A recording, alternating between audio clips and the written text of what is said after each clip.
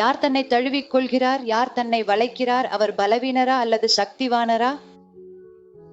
அப்படியென்றால் நாமே நம்மை நாமே சொல்லிக் கொள்ள வேண்டும். நான் தான் ஆரோக்கியமாக இருக்கிறேன், எனவே என்ன செய்ய வேண்டும்?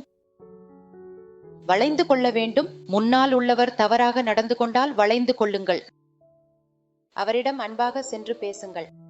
அவர் மீண்டும் செய்யலைன்னா மீண்டும் அன்பா சென்று பேசுங்கள். யார் தடுக்கப் போகிறார்கள்?